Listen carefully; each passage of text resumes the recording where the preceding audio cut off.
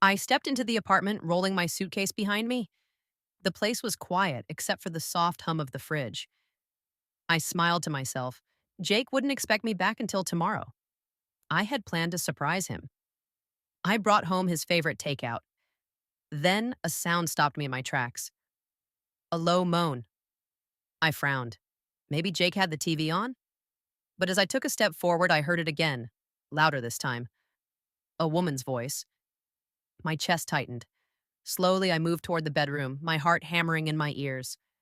Next thing I heard was, "Say you're sluttier than your sister." My breath caught in my throat. Number I must have misheard. But then, a thud, a giggle, and another moan. I reached the bedroom door. It was slightly open, just enough to see the inside.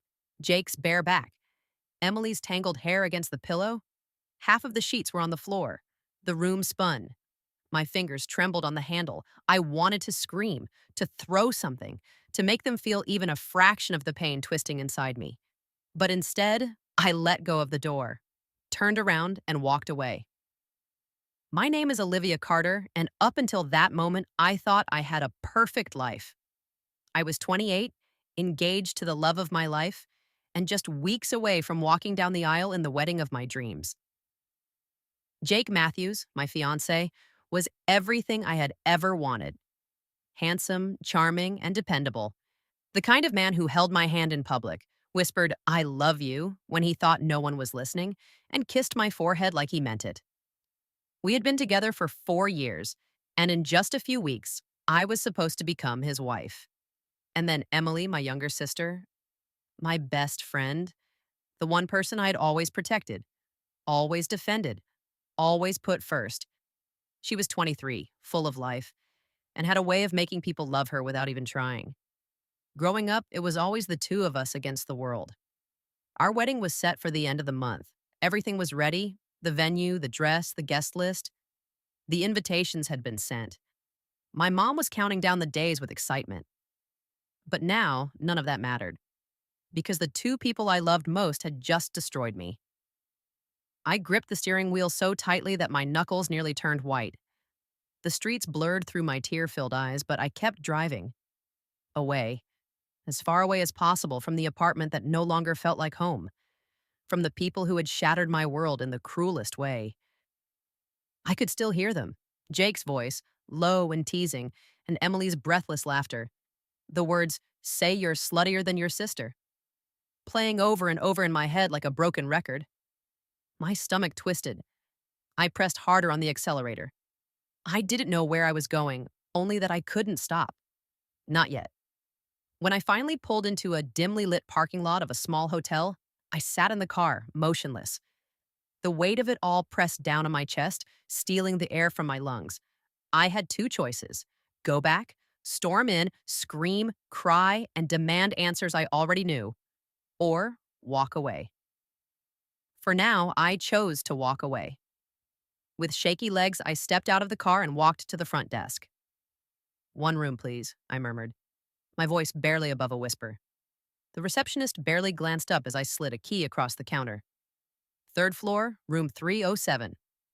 I took the key, walked to the elevator, and pressed the button.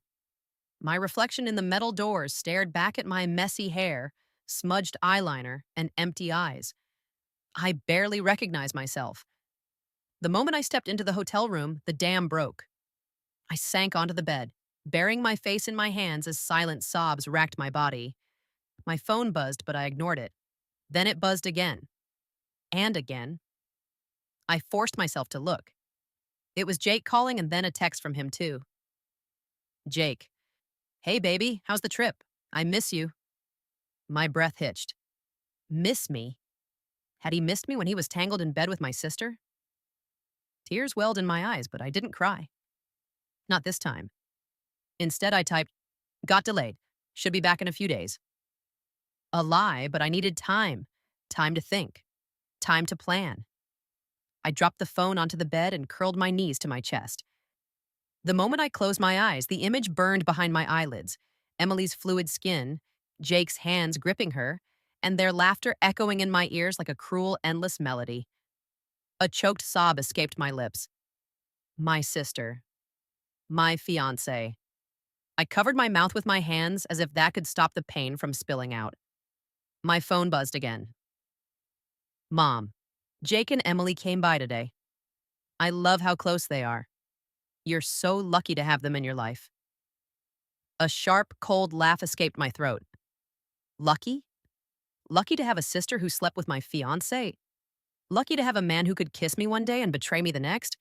A fiancé who lied to me and a mother who was blind to it all?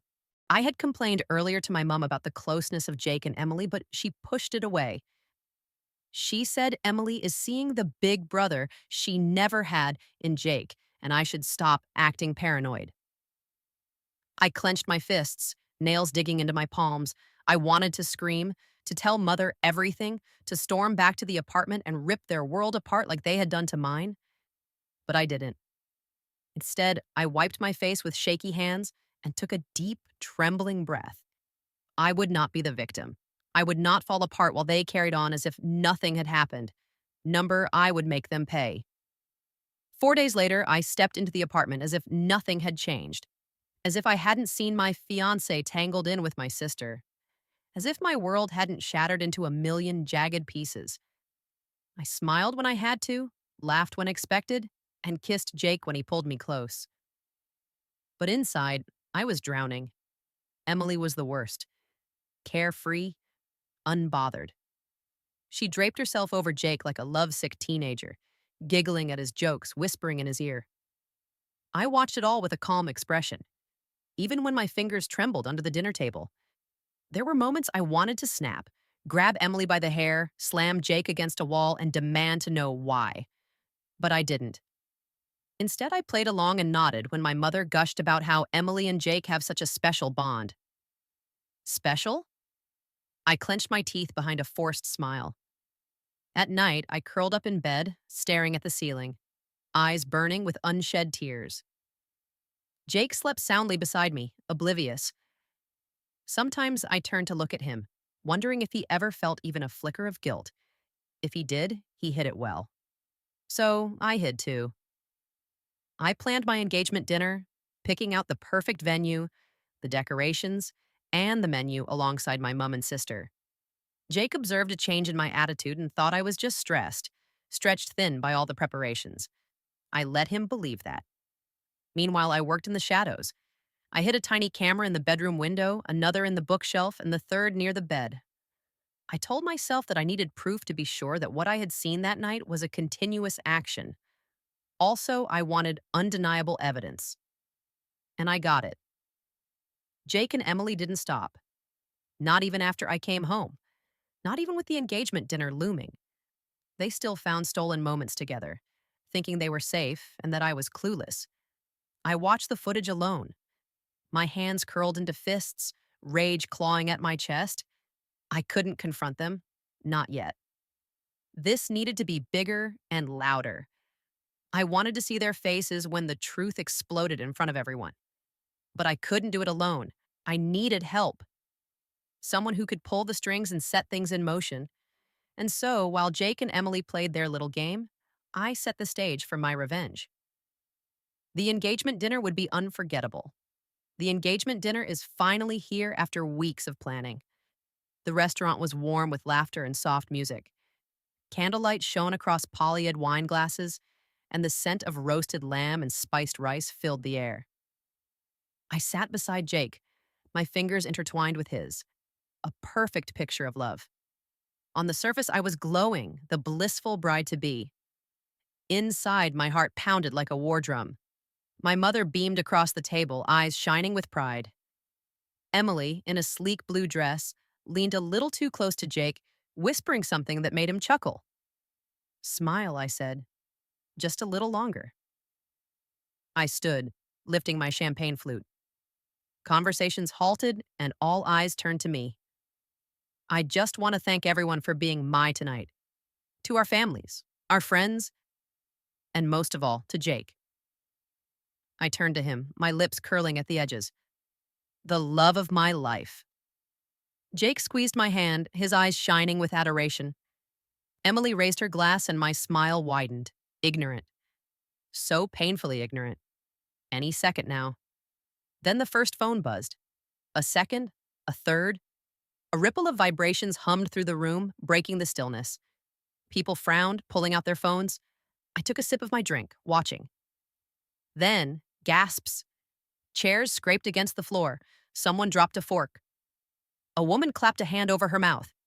A murmur spread through the crowd like wildfire, whispers, turning into shocked exclamations. Then a voice, sharp and accusing from the table, said, "What the hell is this?" I kept my eyes on Jake. His brows furrowed as he checked his phone. I saw the exact moment he realized. His face drained of color. His grip on his glass slackened.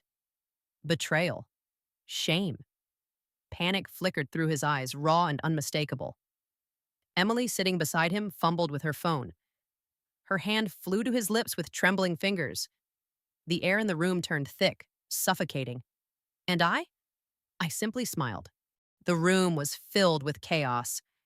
Jake's father stood abruptly, his chair scraping against the floor. "Jake, what am I looking at?" His booming voice silenced some of the murmurs, but the damage was already done.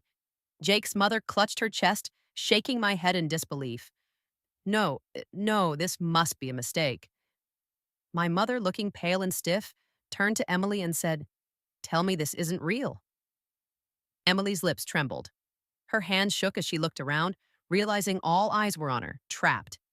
Then, in a split second, she snapped. "It wasn't me!" she shrieked, standing so quickly her glass tipped over. "Jake, he was the one who started it.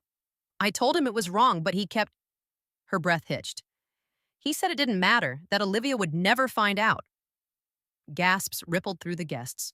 All heads whipped toward Jake. His face twisted. Disbelief, then rage. "You're lying." His voice was low and dangerous.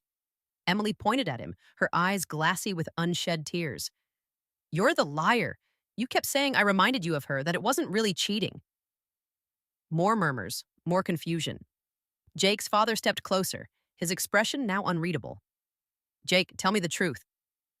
Jake's mouth opened, then closed. His hands balled into fists. For the first time, he had no words. And I could only stare. This wasn't how it was supposed to go. I wanted humiliation, destruction. A moment where Jake and Emily both crumbled under their shame. Instead, I watched as my sister tried to crawl out alone, throwing Jake to the wolves. A strange ache bloomed in my chest. Was it anger? Sadness? For the first time, a question crept into my mind. Was I truly ready for the fallout of my revenge? The room was filled with tension.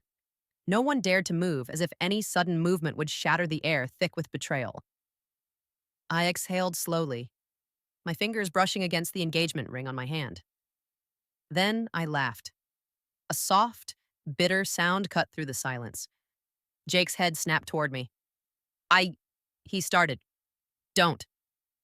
My voice was sharp, steady. For the first time in days, I felt powerful. I stepped forward, my heels clicking against the floor, all eyes on me. "You know, I almost feel sorry for you." I tilted my head, looking between Jake and Emily. Almost. Jake clenched his jaw, his face pale. Emily fidgeted, her breath coming in short, panicked bursts. My voice softened, but it didn't lose its bite. "Did you think I wouldn't find out? That I'd just keep planning our wedding while you—" I turned to Emily, played the role of the loving sister? Emily flinched. Please, save it." My smile was cold. I heard everything. I saw everything. Every single disgusting moment. Jake took a step forward. "Let's just—" The sharp clink of metal against glass interrupted him. The engagement ring. It rolled once on the floor before stopping at Jake's feet. He stared at it. I stared at him. Then I turned on my heel and walked away. The moment I reached the door, the dam finally burst. A woman from Jake's side let out a disgusted scoff. "Shameless." A relative from our side shook their head and said, "How could you do this to your own sister?" The murmurs turned to whispers. The whispers turned to words. The words turned to accusations. Emily's chest rose and fell rapidly. She said, "It wasn't just me. Jake—" "Don't bring me into this," Jake snapped, stepping away from her like she was contagious. And just like that, it was every man for himself. I didn't stay to watch. I had gotten what I came for. I had won. I sat alone in my hotel room, staring out at the city skyline. The night felt quieter than usual. No calls, no messages, just silence. I had done it. I had exposed them. I had won. But the victory didn't feel as sweet as I thought it would. Jake was finished. His business partners cut ties. His friends turned their backs.